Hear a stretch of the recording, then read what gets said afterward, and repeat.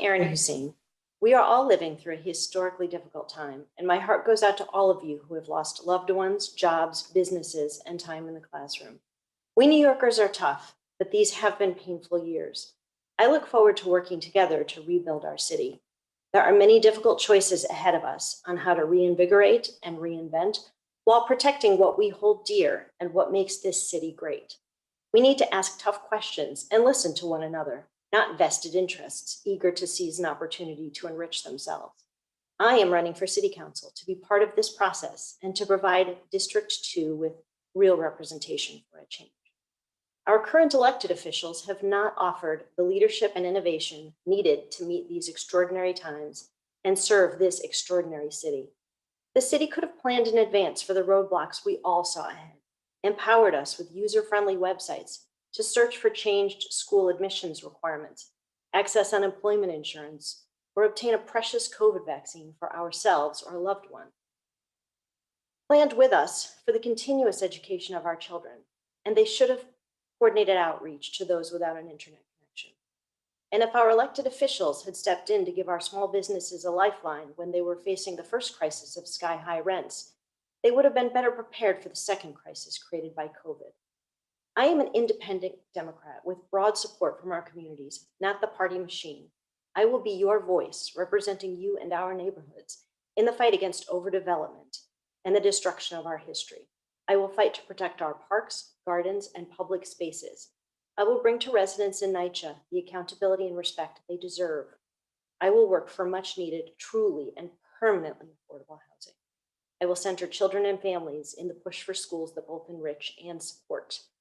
I will give our neighborhood small businesses a fighting chance to survive and thrive. I will protect the quality of life in our communities. As we move past these past difficult years, we cannot afford to go back to a business as usual approach to our political representation. Let's seize this opportunity to work together to make our communities stronger, more resilient, and better than ever. I invite you to visit my website to volunteer or to make a contribution to this campaign powered by people, not corporate interests or the real estate industry. I hope I can count on your vote in the June 22nd Democratic primary. I am Erin Hussein for Council District 2, and I hope to meet you soon. Thank you.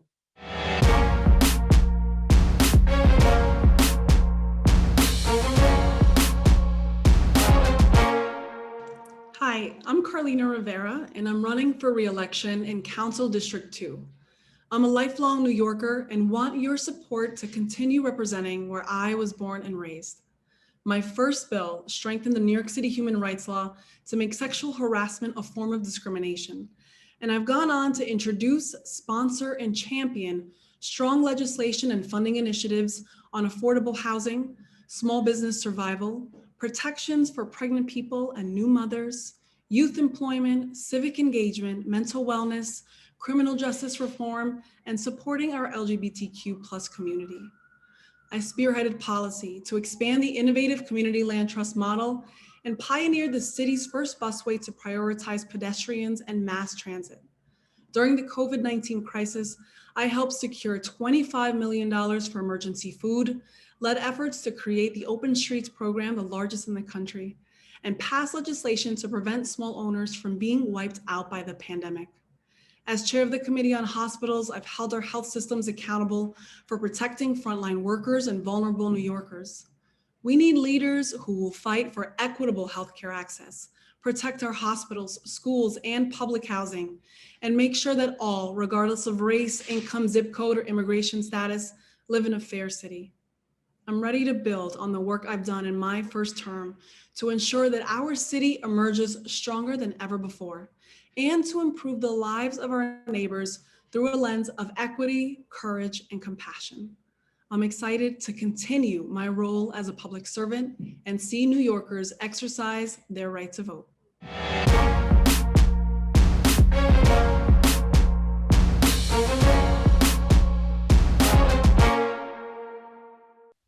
Hello and welcome to Represent NYC election coverage. I'm Ben Max, your host and the executive editor of Gotham Gazette.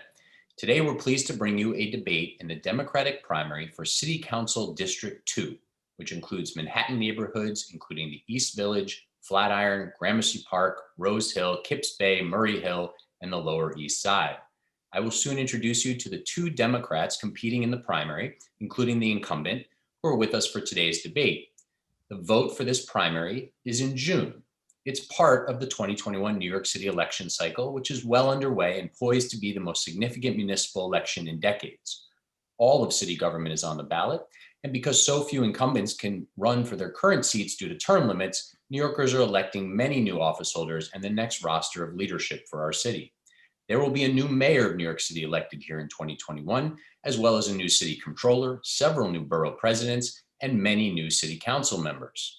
Now, there are a number of incumbents eligible for and seeking re-election, including here in City Council District 2 and other council districts. The city's public advocate is seeking another term, and still others. There's also a very crowded and competitive race for Manhattan District Attorney, which is technically a state seat that you should be aware of as a Manhattan Democratic voter, if that's what you are, and still more on your ballot. Party primaries are set for June, and the general election in the fall will culminate on November 2nd. This is the first full set of municipal elections that will include both early voting and the new ranked choice voting system. Now, ranked choice voting only applies to party primaries and special elections. We have a separate show on ranked choice voting, and you should find that to be ready to rank your choices when it's time to vote in the primaries.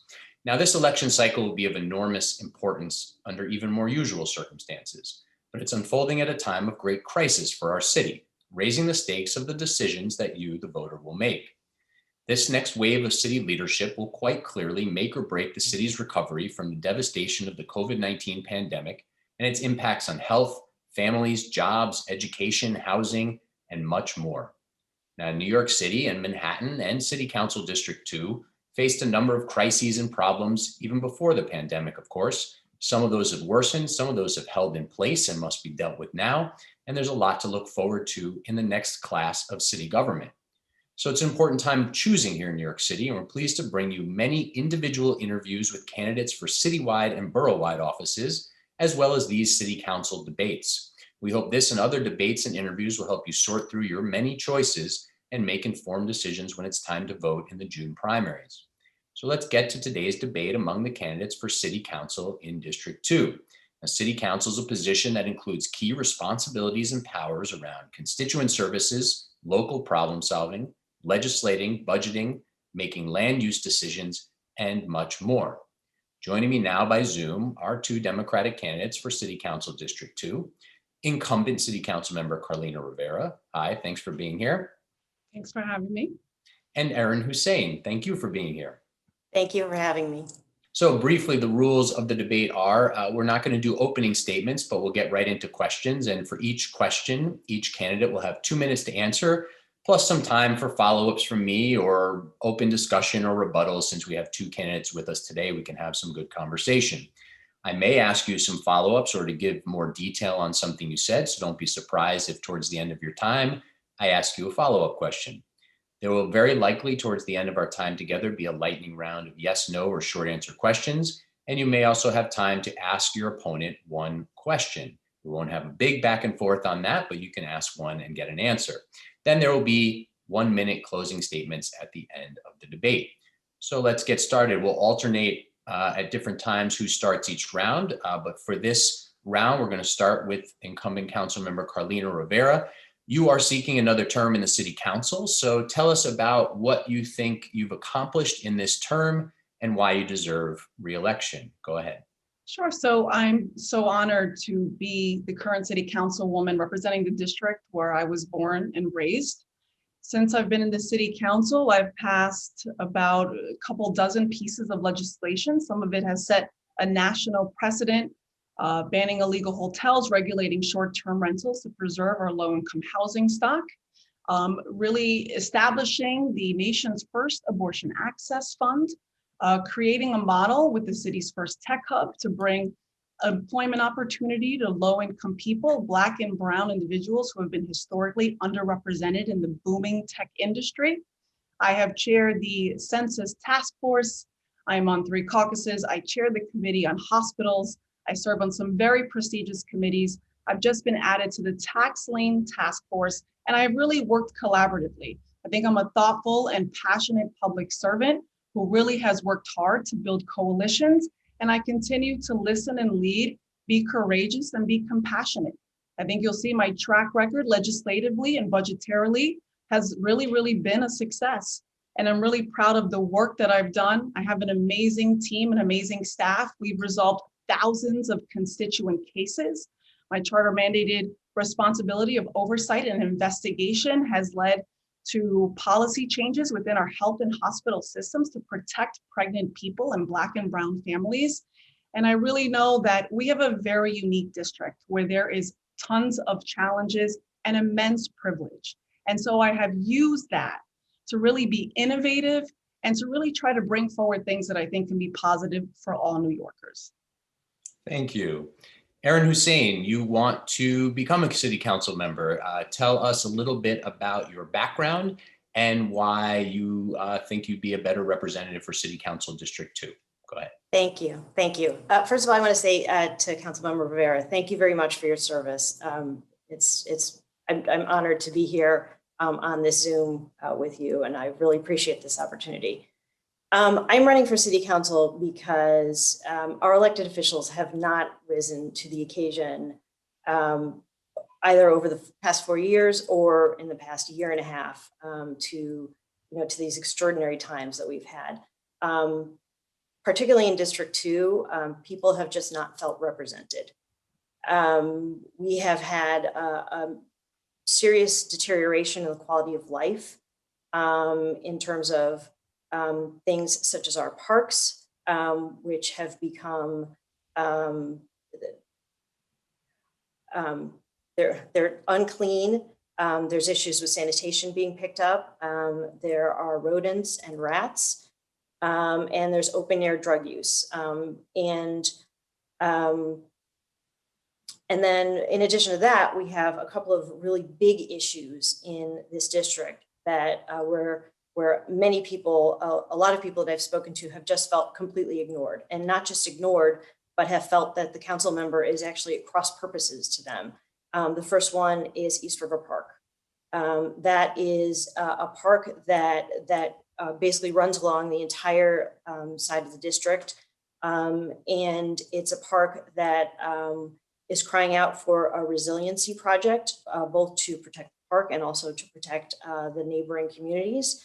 But instead of a resiliency project, we are getting a complete destruction of the park, which is going to lead to some pretty dangerous impacts to the neighboring communities, which are already. Let me pause you there because we're going to come back to East River Park shortly. But take 30 more seconds to talk a little bit about your background and what you've done professionally or in other public service leading up to this run. Okay, so I am formerly a lawyer. I did corporate law, just a real estate transactional law. So I'm very adept at reading legislation, contracts, real estate contracts. Most recently, and actually for the better part of the past 2 decades, I have been the board president of one of the largest cooperative apartment buildings in the district. We sit on the edge of 2 community boards. And so although I have not sat on either community board, I go to community board meetings. I work with our local precinct that we have a great relationship with. And on a monthly, sometimes weekly basis, I deal with Department of Sanitation, Parks, the MTA, Department of Transportation, our precinct that I noticed mentioned Department of Buildings, and most recently during COVID, the Department of Health. Okay, thank you. All right, so let's come back to you, Councilmember Rivera. Let's talk about East River Park and the future. That's come up already. I was saving that for later in the debate, but I figured it might come up sooner. So let's get into that a little bit. What's your current stance on where that project needs to go? What concerns do you have? What are you doing to represent your district as that project moves forward? I'm 100% for protecting the park and our community from rising sea levels that are coming. So, I saw firsthand how Superstorm Sandy affected our community. During the storm, I helped coordinate thousands of volunteers to knock on over 10,000 doors, many of them homebound residents in need of food and medicine. And I know how deeply our community feels about having protections for future generations. And so what the ESCR Resiliency Project will do, it's going to extend flood protections and improve open spaces for more than 110,000 New Yorkers, most of them public housing residents against the coastline. It's going to create a 2.4-mile flood barrier to protect our Lower East Side community from storms and flooding. And we did that plan working since 2012 with organizing, since 2014, where our community won federal dollars in the National Rebuild by Design competition by designing the park that we wanted. And that was to make sure that we preserve the things that we loved: the ball fields, the barbecue areas, the playgrounds, the tennis courts, having some place to go and sit down and enjoy really just the Lower East Side right along the water. And I did all of that in conjunction with a large coalition of NYCHA leaders, Little Leagues, environmental groups, community activists, arts and culture organizations, and all of the local elected officials. So this wasn't done by one person. This was truly a community-led plan. The engineering has changed since then. And I think ultimately this plan, what's most important is that it's going to protect the park and our community from future storms. We never want to see 8 feet of water come into Avenue C again, into our communities. When I talk to people on the street who are maybe not on Twitter or not on Instagram, who say that they relive trauma over and over and over again whenever there is heavy rainfall. And so we're going to see the park receive major improvements from this plan, a park that many people have. What's the current timeline on the overall project? Well, right now the project runs from Montgomery Street all the way to 23rd Street. So it overlaps 3 council districts. And we've actually had the northern part of the plan starting first. So there is already construction underway around the Solar One facility, which will be brand new and will be a real benefit to the area. And we're just working to make sure that all of the mitigation efforts that we've secured as part of our negotiations are happening. Some of them have already been implemented or are underway. And I truly think that, making sure that we're looking to protect our park, not essentially make it a bathtub that will be ruined over time with every storm. And I think bringing the maximum amount of recreational space, bringing hundreds of union jobs and the Section 3 program for NYCHA residents is an absolute win. Okay, Erin, let's you brought it up in your beginning answer. Let's hear your case against the current project and your alternate view. Well, I do have to say, but part of what Councilmember Rivera said is true. This is a project that started almost a decade ago. There was a lot of community input. I mean, I have spoken to people personally who gave hours and hours and hours of their time in service of this. People who similarly lived through the trauma of Superstorm Sandy. My entire building, which at the time was predominantly senior citizens, we had no power. So we also lived through some of those challenges as well. The problem here is that there was an abrupt break relatively recently against the community plan. So the community plan had been worked on, as Councilmember Rivera mentioned. There was a lot of people at a seat at the table. All the community stakeholders, they really felt very, very involved, and they felt very proud and very happy with the plan that was arrived at. With FEMA, with federal buy-in, and also with the city and the state government. And then all of a sudden, that plan wasn't good enough. And when it was poised to be paid for, almost half of it was going to be paid for by FEMA funds. It was going to be around $700 million, and it wasn't going to destroy the entire park. It was definitely going to improve the park. It was going to make it resilient. Rather than putting up a concrete flood wall, it was going to make it resilient, and it was going to give flood protection right away. If that plan had been done, the East Village will already have flood protection. But right now, as it stands, with the new plan, which the city basically came up with without any community input whatsoever, the city basically stopped talking to the community, went dark, and then several months later came back and said, guess what? We did this value engineering study, and that value engineering study actually says we should do this other plan, which is going to cost twice as much, which is going to rip up every single 1,000 trees in the park, dump a bunch of fill on top of the park, and that's the new plan. And the community said, but what happened to the plan that we slaved over, that we devoted so many volunteer and Not only So- did the city have no answer for that, but then the city couldn't even find the value engineering report. The So at community the- said, can we see the report? Can we see exactly what made you change course on this? And the city wouldn't produce the report. And then the community had to actually raise a lot of money to hire a lawyer to do Okay, so at the root of a lot of this is the question about the degree of reconstruction that is needed or should be pursued. There are questions about sort of short-term pain and gain versus long-term. Councilmember, go ahead and respond to anything you just heard, or what I was just saying in terms of some of the trade-offs at play and how you're thinking about that. But there has been some questions around how the de Blasio administration and therefore other partners in government have handled changes to the plan, release of information. Go ahead and respond. I absolutely think that there has been a big problem in communication and how there are so many agencies involved, the Parks Department, Department of Design and Construction, DOT, DEP, I mean, just the alphabet soup of agencies. And I do think that the communication strategy has been awful. And I do know that there was a time where we weren't really hearing from the city.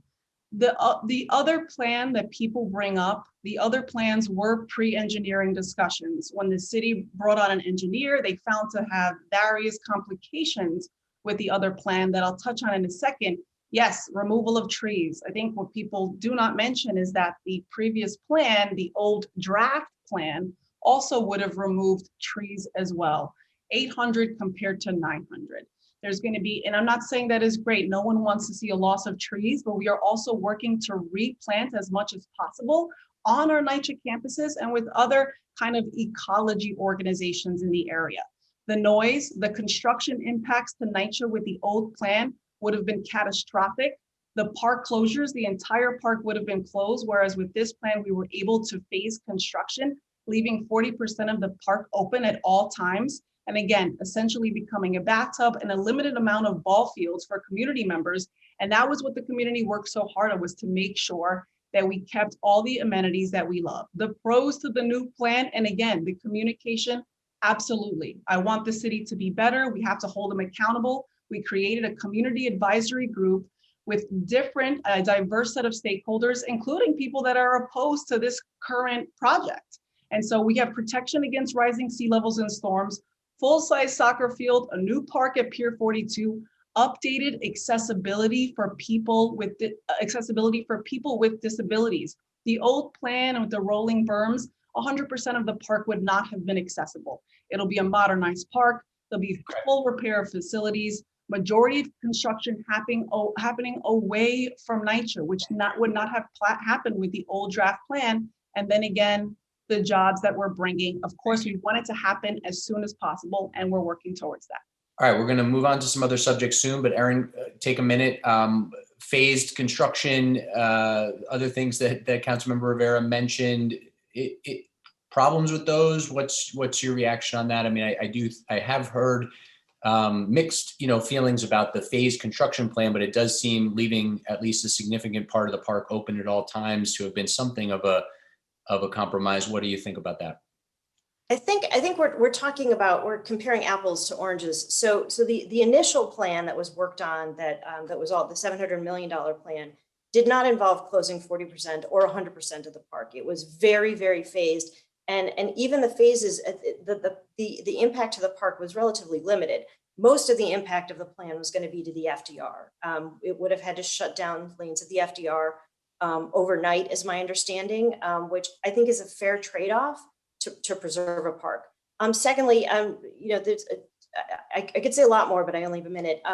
In terms of the construction, keeping the construction away from the edge of the residential community, this plan involves taking 8 to 10 feet of fill and dumping it. We don't know where the fill is going to come from, and as we know, this is particulate matter that we know is deadly. It's in effect deadly to people, particularly people who already suffer disproportionately from respiratory issues. So maybe the construction vehicles and maybe the noise is going to be far away, but this particulate matter is going to be flying throughout the district and particularly through our neighbors in NYC who are very concerned. I've walked through Baruch houses, and I've talked to people who are literally in tears over this plan. They talk about their memories and of using the barbecue pits, and they say, you know, the city never gets things done in 3 years. The city never gets things done in 5 years. You're telling us our community starting this summer is going to have no park for who knows how long. It certainly is going to be more than 3 years. Certainly is going to be more than. All right, so let's wrap this up on a Can I- couple more. One second. Let's wrap this up on a couple more thoughts. I'll come right back to you, Councilmember Rivera, and then we'll come back to Aaron one more time. But you know, it seems like one of the things at play here, there's some agreement that communication from the de Blasio administration has been lacking, questions about process. But it seems like in essence, there's two different views here about what this construction project, this massive resiliency project should look like. Aaron favors a more scaled down project. Councilmember Rivera favors the project that appears to be moving ahead with a much more significant rebuild. Go ahead, Councilmember Rivera, in your response, but also let's wrap on this. Your response plus what next? What are you doing next? And if you both finishing out this term and if you win a next term to see this project to a good place. Go ahead. Thank you so much. So a couple things, absolutely, I favor the project that's going to get done as soon as possible. Every hurricane season that we don't get another Sandy is a bullet dodge. And so a couple of corrections there. The $750 million for the old draft plan was an estimate that certainly would have gone higher. And nowhere in the old plan could we guarantee that phasing was going to happen. I don't know where that information is. I'd be happy to have someone send it to me. Also, the overnight noise would have been extremely impactful to the NYCHA residents. We are also cutting out the number of trucks that would have had to come through the community. And so when we're talking about air quality, let's think about the trucks that would have come through. We secured air quality monitoring to make sure that this fill, which by the way, there are similar like berms that have been done in Brooklyn Bridge Park and Governor's Island. And we also secured something like in the L train, which is actually done ahead of schedule. So we can do things on time. And that is to make sure that there are incentives for finishing earlier and penalties for finishing behind schedule. So what's next? Really, the timeline is to make sure that we get this project started as soon as possible. In fact, yesterday we just secured another $2 million to make sure that we have really staffing on the weekends on some of the parks adjacent to our schools to make sure that all those mitigation efforts and all the additional park space and open space is open for when those parts of the park are closed in the phasing. And then looking at how this is the first project of its kind in the city. How do we take this project and how do we make sure that we're implementing other resiliency measures in other parts of the city that were similarly hit hard? We lost lives in the storm, billions in damages, and we have to make sure that people feel like someone is protecting them and their park. Absolutely, I want to get this Aaron, done.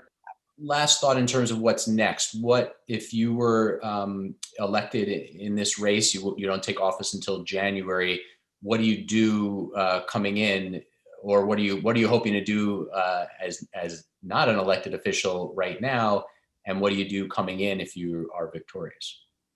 Well, first of all, I was a party to the Article 78 suit that the neighborhood, that the community had to raise a lot of money to pay for the lawyer, and that was to ask the de Blasio administration to reconsider and to give us the full unredacted report, because right now the report is still so heavily redacted that we can't even really see how the decision was being made.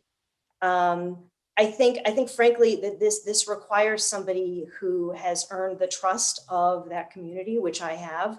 Over the past several months, I've been working very closely with them. I marched and spoke at a rally that they had just before Earth Day. I've earned the trust of that community, and I think that a combination of the fact that that I now have that trust, that I'm very well known to that community, and also I think my expertise. I mean, this truly needs somebody who's going to dig deep into, architectural plans and engineering plans and change orders and budgets. This is something that I did as a lawyer. This is something that I do on a daily basis for my community. I think that just makes me a better steward of this project going forward. And just quickly, is there anything about the sort of larger scale project that appears to be moving forward that you do see as a benefit, or you do you do sort of acknowledge that as much disruption as it might necessitate, there are advantages to the larger rebuild, or you think there's no redeeming qualities to it? I mean, my understanding is that there's going to be more tennis courts, and that's a great lifelong sport that people can play. One of the trade-offs is that we're going to lose. Right now, what's the tennis pavilion, which is a beautiful historic building. Don't get me wrong. I think coastal resiliency is an absolute must-have. I just don't think that we need to have it on the backs of our community. All right, let's leave that there. There's obviously, that's both about the park, but it's about so much more, as you both got at. So I think that was a fairly healthy discussion. And if there's points on that anybody wants to bring up later in our discussion, you can do so as you see fit, including in your closing statements. All right, another key issue in the district is the question of rezoning that will touch parts of Soho and Noho. There's questions around whether that should move ahead. It appears to be moving ahead. What are your thoughts on that? What does it mean for this district? And how do you tie that in, more importantly, perhaps, to a larger lens about housing and development, and whether this district should welcome more housing and what kind of housing that should be? We're going to start with Erin and then go to Councilmember Rivera. Your thoughts on the proposed and moving ahead. Again, this is something that's been in some debate, in some limbo, but appears to be moving ahead. Soho rezoning effort, and how it ties into your larger thoughts about housing and development in the district. Go ahead. So I am opposed to the Soho-Noho rezoning. I have come out unequivocally and said that I oppose it. If it does pass during this council term, which I understand that the city may have taken a pause on it, and there do seem to be a less and less of a chance that it actually will get passed in this term. If it's not passed this term, I will not vote in favor of it. If it is passed, I will do everything within the power of the councilmanic office to mitigate any damages to our community. I think that it's has been demonstrated by activists that this is a plan that will lead to more displacement. This is a plan that will make the already wealthy area of Soho more white and more wealthy. It's going to have displacement effects that are going to ripple through Chinatown and into the Lower East Side. It's also it's going to basically toss the whole issue of historic districts up in the air, because once you start saying, okay, well, this community, this neighborhood, this group worked very, very hard to honor the history of a certain area and work through the city to get it to be designated as such. And this, I would argue that this district is probably the most historic district, one of the most historic districts in America. This district tells the story of America, of immigration and the suffrage movement and equal rights and the NAACP. So I'm firmly opposed to it. And it also comes from a process where the community was starting to do something right, which I'm very much in favor of. I would very much support any part of this district pursuing a 197A, which is a community re-envisioning. The Chinatown Working Group, I would hold as the standard to it, although the city is declined to move forward, refused to move forward with it. But so Soho had come to the city and said, you know what, there's these weird zoning rules, and we would like to just sort of normalize everything. And the de Blasio administration was actually working with the Soho community, which is still a very mixed use, very affordable income, low income, artists that don't sell a single painting a year live in this neighborhood. And so that's how it got started. And then it turned into, we need to upzone, we need to blast through the FAR of 12, We need to build buildings taller than are on Billionaires Row right now. I'm gonna come back to you for more on the broader lens on housing and development, but Councilmember Rivera, on this rezoning and your broader thoughts on the issues of housing and development and whether this district, should be welcoming more housing development and of what kind, if so, go ahead. Yes, the district should be welcoming more affordable housing development, but I think most people are in agreement with that. Most people want to see more affordable housing in as many neighborhoods as possible. And I think, whether it's Soho or NoHo, Lower East Side, Kips, Bay, Murray Hill, Flatiron, Gramercy Park, we all need to do our part because there are tens of thousands of people currently in our New York City shelter system, many of whom are children. So it is urgent, and we have to start building affordable housing right away. The issue with Soho-Noho is that the original envisioning plan as developed by the advisory group that met many times is pretty much disappeared kind of into the ethernet, right? And what is now being pushed does not include the quality of life enhancements that were presented to the community or even by the community a year ago in January. So once COVID hit, word was that the mayor was not going to move forward because there wasn't enough time left in his term. And we were so busy trying to, save small businesses and doing food deliveries. And I was passing legislation to do things like that and securing $25 million to make sure that we were feeding our families that were hardest hit. The problem with this administration is that, you get to the point where it becomes a conversation, a question like, what can you live with in the DCP proposal? And so, it forces the community to negotiate in a place almost against themselves. And that's kind of been a trademark of the administration over time. And it's been very, very problematic. So clearly following the proposal very, very closely, I have a small part in the northern kind of section of the map. It's mostly Councilmember Chin's district. And of course, Manhattan Borough President Gail Brewer. I'm really focused on the impacts to the few blocks in my district. I submitted joint scoping testimony with Senator Brad Hoylman last month. It wasn't last month, it's the COVID time. But together we called on DCP to do a couple of things, right? A full range of equivalent contextual zoning districts and requirements in NoHo, including maximizing lot use and variable height limits. We called for limits on further commercial office development beyond small storefronts to promote residential development and maximize the use of mandatory inclusionary housing where it was applicable. And so beyond our kind of NoHo specific comments, we mainly focus on the need for MIH to be significantly modified to ensure that all the projects are required to participate in MIH. And that's where the affordable housing piece comes in. MIH is by no means perfect. I do think that the land use process itself is extremely flawed. And I'd like to work on changing that, whether it's another charter revision. Clearly, it's going to be a long, in-depth conversation. And I feel that, MIH, affordable housing, not to be permitted to be built off-site, and that the legality and feasibility of deeper affordability requirements have to be included. So you said a lot there. Let me follow up on two things. We'll come back to you in a second, Erin, about your broader lens on housing and development in the district.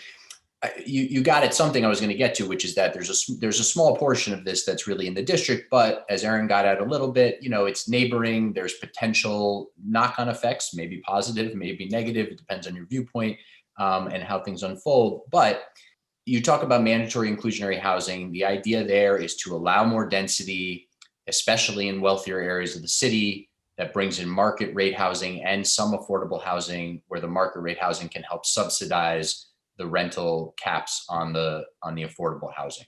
How do you take that policy, the flaws you're saying exist in that policy and in the land use process, and bring more housing and affordable housing to the district if you get another term? What's the sort of vision there? How do you make the district more affordable while bringing more housing that is, very much needed to Manhattan and the city? Well, I think, the very economics of MIH was always supposed to be for, a wealthier part of Manhattan to really get the deepest affordability possible.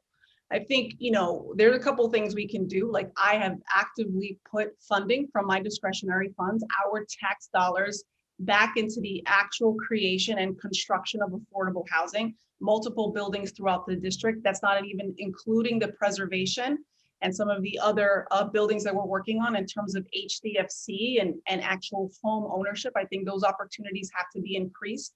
We can't all afford very, very expensive co-ops, so we have to make sure there's diversity in housing. And so I also introduced legislation, the Community Opportunity to Purchase Act. I introduced that during the COVID crisis to give nonprofits a leg up on submitting purchase offers. That attempts to kind of prevent these private organizations, these very, very big companies, from buying a residential site that has gone out of business and prevents it from transforming it into luxury housing and market rate apartments. That's going to give nonprofit affordable housing developers, community land trusts, which I've championed, and other organizations critical time and flexibility that they're going to need to put together the financing that's needed to make a fair market offer on these properties. It's very hard to compete with the sophistication of large firms, and my bill would really, really change drastically that process. Very, very quickly, you said there's problems with the land use process you want to correct. They might need a charter amendment. What's one thing that you would shift in the land use decision-making process? When it comes to stuff like, when it comes to issues like rezonings, I think we need to revisit our entire city's kind of map holistically, like a very long-term top to bottom project.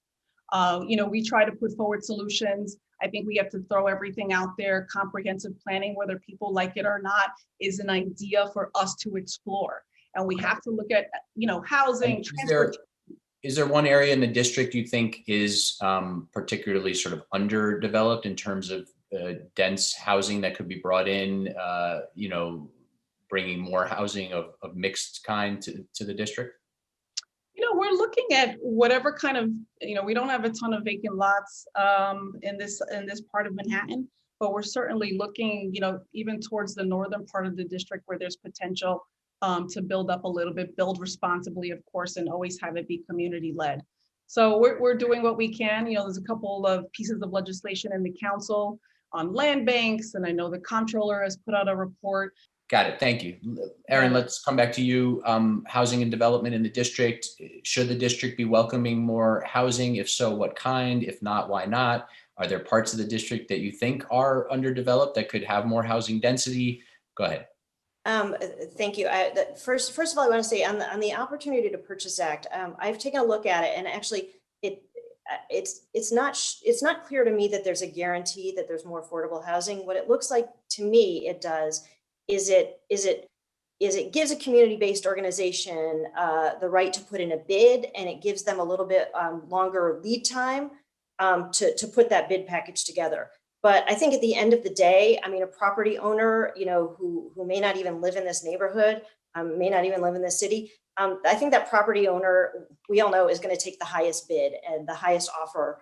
And there's nothing in that legislation that really that equalizes the playing field, except giving the opportunity to bid and giving them time to put together. When you're talking about bidding against a hedge fund that has mortgages from some of the largest banks in the world, that's not really going to equalize the playing field at all.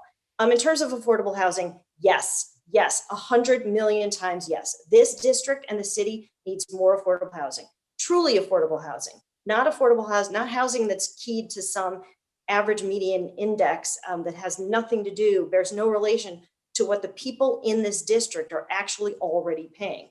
We have to look at the rent that people are paying in the district, and we have to look at how much of a burden that is on their financial situation. And that's how we figure out what's actually affordable. If you come in, we've lost affordable housing in this district. I think the best way to have affordable housing is to preserve what we have.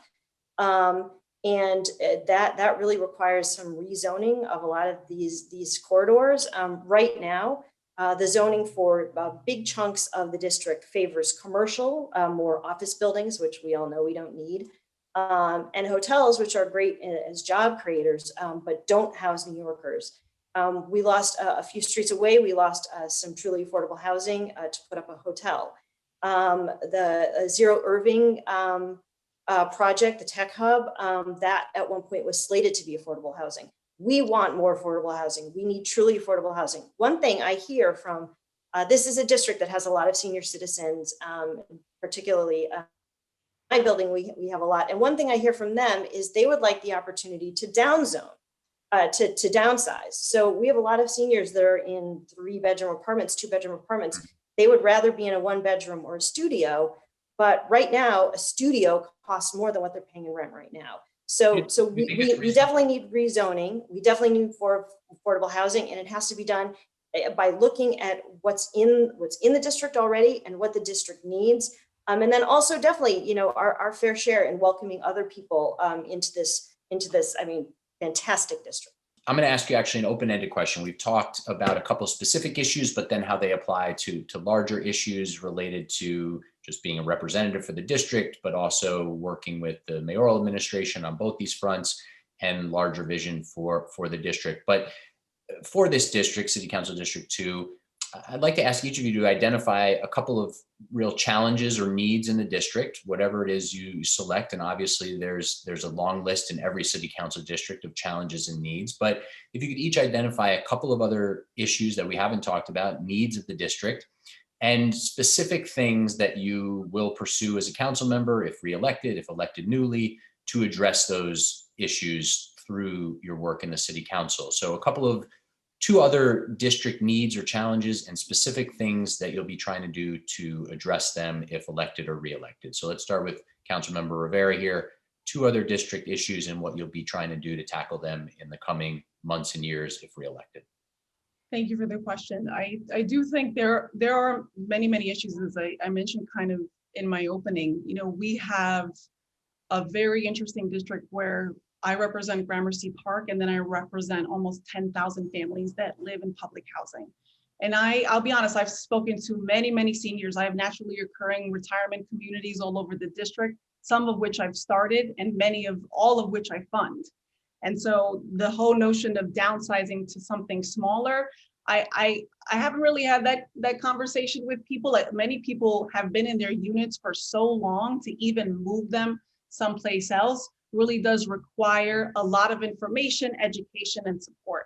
So, you know, I think when it comes to making sure that we're all coming together and talking about building affordable housing, and I know we've mentioned this, and Ms. Hussein mentioned we have to do rezoning these corridors. I just haven't heard how are we going to rezone them to bring more affordable housing.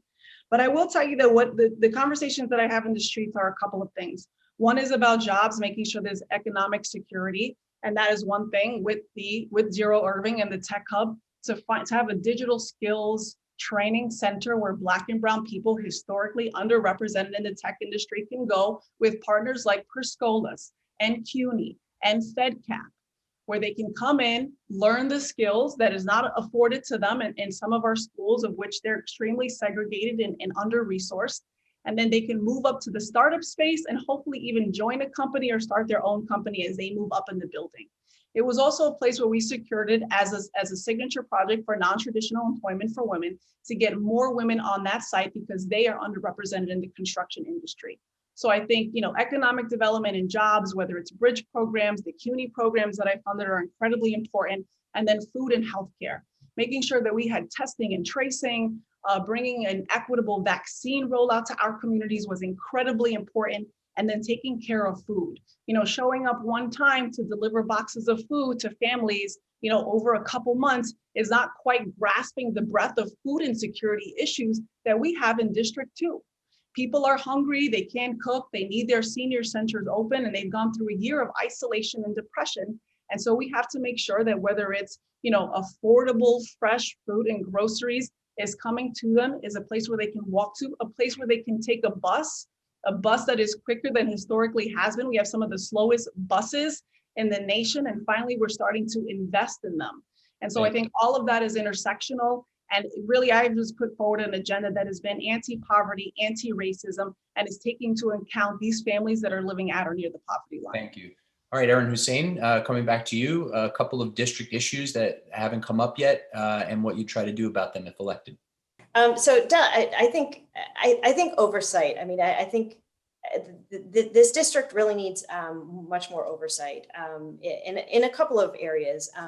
One, in terms of quality of life. I mean, there are you know, I've been now in every green space, every park, you know, every corner of this district, and The park staff is doing a good job, but they're not getting the support that they need to make sure that the parks are clean, to make sure the parks are safe, to make sure that, all the garbage that they bag up actually gets picked up the next day. This is going to be a huge problem. Whatever happens to East River Park, the people that normally use that park now are going to be flooding into the rest of the green space. And so there needs to be a ton more oversight to make sure that the Parks Department is taking care of our parks. I think we also need a lot more oversight for our neighbors in NYCHA. I have spoken to people who have, change orders that have been out there for months. I spoke to a woman who her stove broke, and so she asked for a new stove. Months went by, no stove came in, so she went out and bought a new stove.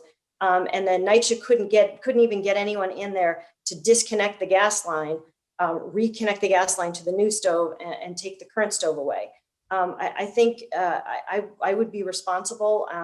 I would be holding NYCHA management responsible, and we also have a private manager in our district for every single change order, every single work order that's out there. And then I do want to say that I think affordable housing it's a huge need. It's a huge need, and the way that we could accomplish that through zoning is by changing zoning so that it incentivizes the developers to build residential instead of building commercial. Right now, if a developer can make more money by building a commercial building, 9 times out of 10, they're going to build that building. We need to change the zoning so that it encourages and incentivizes residential. So if you change commercial to residential zoning in certain areas, it sounds like you are open to opportunities to use mandatory inclusionary housing to have developers build new housing that has a mixed income? I don't think mandatory inclusionary housing has worked. It has not produced the number of affordable units that we were promised. Mandatory inclusionary housing, it's sort of based on the premise that we're going to let you build a lot higher and you're going to set aside some of the units. And I'm also not talking about changing the zoning from commercial to residential. I'm just talking about changing the incentives so that when a developer is looking and saying, how am I going to make the most amount of money from this piece of land, that they're saying, okay, building residential housing or building housing here is the best way that I can make money from this piece of land. Because at the end of the day, they do own the land. We want to set the incentives up through the zoning text to get them to choose the thing that we really need the most, which is truly affordable housing for New Yorkers, not empty apartments on the 130th floor that no one's going to live in.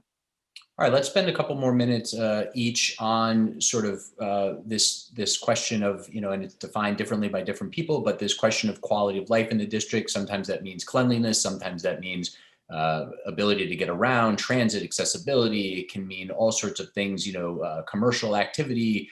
Some people like the open streets program. Some people don't, the outdoor restaurants. And again, some people have challenges with those, but talk a little bit about sort of just the livability and the quality of life in the district and your sort of vision for where that's heading and what you'd like to improve on, enhance, change in the coming months and years. Let's come back to Councilmember Rivera to start that off.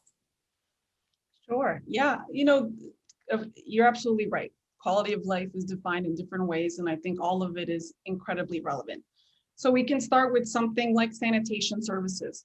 Sanitation services in last year's budget that I voted against was really the only agency to see uniform layoffs. So we saw a drastic reduction in services and personnel at an agency that's incredibly important to our quality of life. So now that we have this money for the cleanup corps, I know I've actually funded since the beginning of my term supplemental sanitation services. So including whatever the Department of Sanitation provides in terms of litter basket pickups or street sweeping or power washing. I've actually funded a program called ACE, which employs people who are having challenges getting employed or maybe formerly incarcerated or people experiencing homelessness, and puts them to work in our communities, sweeping, graffiti remover, power washing. They have been an incredible partner, and there's a long, long way to go. And so what I'm trying to make sure is that we continue to fund that. We fund additional services, and we fight to restore all of those services that were actually cut last year. I think when it comes to quality of life, also, people talk about how they feel in their streets, right? Whether you feel safe, whether there are people who are experiencing homelessness that need outreach. And I think a lot of that has to do with public safety as well. We had a shooting, we had a homicide on East 3rd Street and Avenue C. I went to a PSA 4 meeting with the local block association, with NYCHA leaders, to talk about what we can do to improve that corner, which, being from this district, born and raised, I know that that's an intersection that has just been neglected for a long, long time. And that's because on one corner is public housing. So we're doing a number of things: harm reduction services, fixing unacceptable lighting on NYCHA conditions. And I'm glad there's been a NYCHA enlightenment as to the unacceptable conditions that residents are going through. But I will tell you, my grandparents, when they lived in Farragut houses, had issues getting repaired. So this is an entrenched system that cannot be suddenly fixed with, putting a special District 2 manager. There has to be a concerted effort with federal and state elected officials, and really have to come together. And so also expediting the removal of scaffolding in that area, working with faith-based leaders to engage individuals, and even doing outreach around services for some of the sex workers inside of Gouverneur Hospital, where there's a program for them. So that one incident had all these issues going on at the same time, which are really reflective of what our city is going through, especially over the past year, with gun violence, quality of life issues, and making sure that people are receiving the sort of mental health support that they desperately need. So that's something that I've taken on in the city council. I think I've proven my leadership time and time again as to some of the issues that I've championed, and I'm looking forward to doing it in my next term. Thank you. Aaron, how are you thinking about livability and quality of life issues beyond the couple of things you've mentioned already? Are there other things that, whether it's related to public safety, transit, other issues that you consider part of quality of life and livability that you're thinking about in specific proposals or plans that you have? I very much agree. Public safety is an issue. This is a transit-rich district. We do have some issues with bus services, which are particularly concerns of many of the senior citizens that live in the district. But it does get down to public safety, and I completely agree with Councilmember Rivera. She talked about a corner that she knows very well, that she's known well her entire life. It's exactly why we need community policing. We need more community policing. We need more interaction between the precincts and faith-based leaders, which Councilmember Rivera mentioned. I very much agree. I think that the faith-based leaders, faith-based organizations in this district can be very powerful influencers. They are often the eyes and the ears of our streets. But yes, public safety, more community policing, no question. We need the precincts to be empowered and instructed to work with the communities to identify those hotspots and really dig deep in how some of these things can be avoided. But make no mistakes, when crimes happen, our police do have to be empowered to enforce the laws that keep us all safe. Are there laws that you think are not being enforced currently that should be? Well, there's a lot of discussion about possibly, you mentioned the district attorney race, and this is really a district attorney issue more than it is an issue for my council district. But yes, quality of life has a lot to do with public safety, which has to do with getting the community back involved and getting more community policing back into the streets. All right, we've got about 4 more minutes until closing statements. So we're going to do a lightning round of yes, no, or short answer questions, and I'll just bounce back and forth between the two of you and call on you to answer. So the first question is, if you're elected or re-elected to the city council, what issue committee would you want to chair in the next council, and I suppose that presupposes, Councilmember Rivera, there's, widespread reporting that you are looking to become city council speaker. So let's just assume for the sake of the question that that does not happen. Which issue committee would you like to chair in the city council, Councilmember Rivera? I would want to chair oversight and investigation. It's something that I wanted to chair when I first came into the city council, but I get to, seniority rules. Aaron, how about you? Small businesses. This is our district. Small businesses are quick answers here. Sorry, small businesses. Small businesses, definitely. Are you open to what's typically referred to as NYCHA infill development? That's building some new housing on underutilized NYCHA land. The specifics of the type of housing obviously can be debated, but are you open to some NYCHA infill development? Councilmember Rivera. I oppose RAD impact as well. You oppose infill and RAD, okay. And Aaron. Only in close communication and close cooperation with tenants associations where they have had completely fully informed consent and there's an overwhelming all right, so possibly with the right input.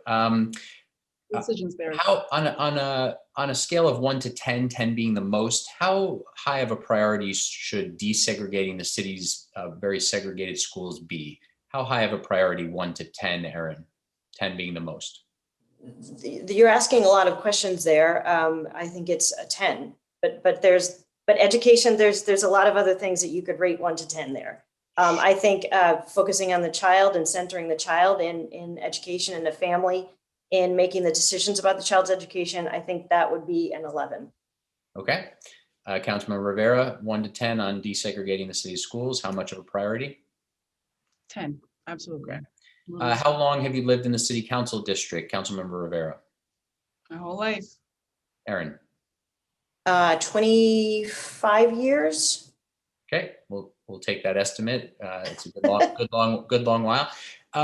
There's typically what's known as member deference in the city council, which is on land use matters. The larger 51-seat city council most of the time, almost all of the time, defers to the local council member on land use decisions. Do you think that should be the blanket policy, Aaron? Yes or no? Yes. Council member? Do I think member deference should be the blanket policy? Mm-hmm. Yeah. Okay. The jail plan that's moving ahead to build 4 borough-based jails, including one in Lower Manhattan, not in this district, but do you think it should keep moving forward, change significantly, or be scrapped altogether, council member? I think we've certainly seen the need for jail populations to be reduced and the feasibility of doing that during the COVID-19 pandemic. I think we should revisit the size and scope of the new spaces that have been already approved to ensure that they're reflective of what our jail population could be. Aaron, keep it going, change significantly, or scrap? Change significantly. Putting people on the 40th floor of a tower in a smaller cell with very little access to green space and outdoors is not what our jail population needs. All right, 2 more before we get to closing statements. Name one transit improvement for the district that you want to pursue, Aaron? That I would like to see? Yes, that you would pursue or like to see. I'd like to see much better sharing of the streets between bikers and pedestrians. Okay, council member? Better bus system, more infrastructure for cyclists and pedestrians. All right, and lastly, let's say there's different ways to calculate this, but let's say the NYPD annual operating budget is $6 billion a year. Is that about the right size? Does it need to be reduced significantly and funding reallocated elsewhere, or should it be increased, Aaron? I think that the tail should not be wagging the dog. I think that we should be figuring out exactly what the new infrastructure needs. We should be taking a serious look at the police department and then figuring out what the budget is. I don't think cutting the budget is the first step. Okay, council member? I think we should relieve the NYPD of responsibilities like social work and homeless outreach that's better suited for other trained professionals. And we should start there. Okay. All right. Closing statements. We're going to start with Aaron and go to Councilmember Rivera for 1 minute to make your closing pitch to voters. I will just say before you start that we got to a lot in this discussion, but there's obviously many things we didn't. and you both hopefully have a significant amount on campaign websites and other places for people to look up more about your candidacies and see what you're pitching, and folks should continue to pursue information on that. But for our closing statements, Erin, go ahead. You have 1 minute.